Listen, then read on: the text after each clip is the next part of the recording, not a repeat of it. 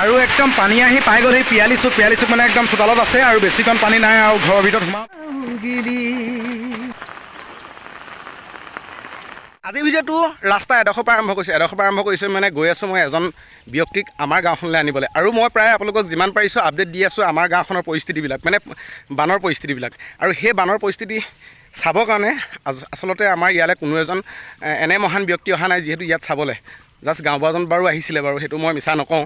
আৰু এজন আমাৰ সকলোৱে পৰিচিত আৰু আপোনালোকেও পৰিচিত এজন ব্যক্তি আমাৰ গাঁৱলৈ আহিছে।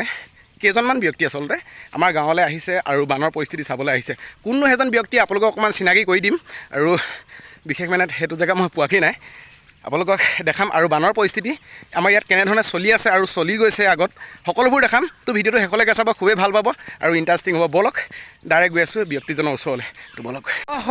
ৰ'ব কথাহে ক'ব থাকি গৈছিলে। এতিয়া বাৰু পানী আমাৰ ইয়াত খুবেই শুকালে।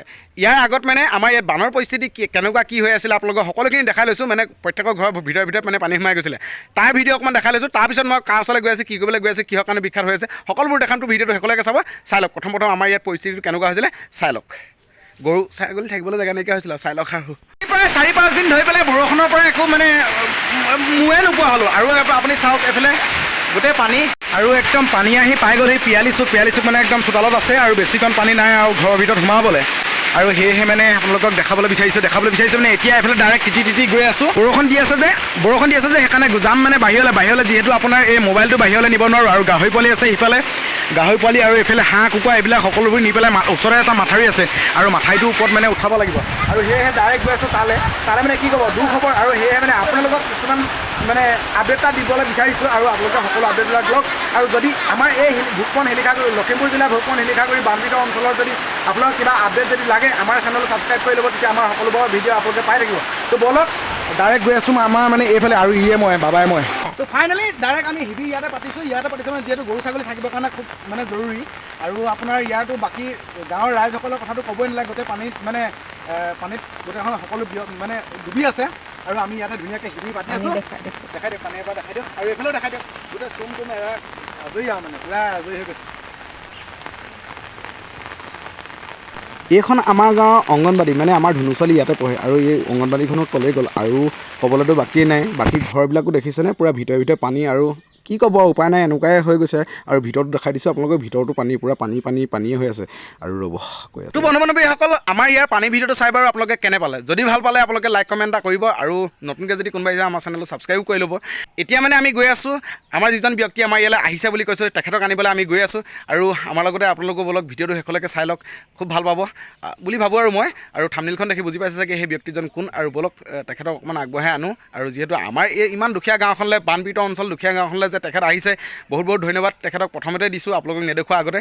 আৰু তেখেতক এতিয়া প্ৰথম আগবঢ়াই আনোগৈ ব'লক। লখিমপুৰ জিলা বানপীড়িত অঞ্চল ভোকমন শিলিখাগুৰিলৈ যিজন ব্যক্তি আমাৰ মানে এই গাঁওখনলৈ আহিছে, সেই তেখেতক অকণমান সকলো গাঁৱৰ ৰাইজ একত্ৰিত হৈ পেলাই তেখেতক আগবঢ়াই অনাৰ চেষ্টা কৰিলোঁ। আৰু আমাৰ গাঁৱত থকা যিটো অংগনবাদী তাতে সকলো ৰাইজ মানে একত্ৰিত হৈ বহি পেলাই তেওঁৰ পৰা দুআ এষাৰ কথাও শুনিলোঁ। আৰু তেখেতে বাৰু খুব ধুনীয়া এটা সুবিধা আমাক দিম বুলি প্ৰতিশ্ৰুতি দিছে।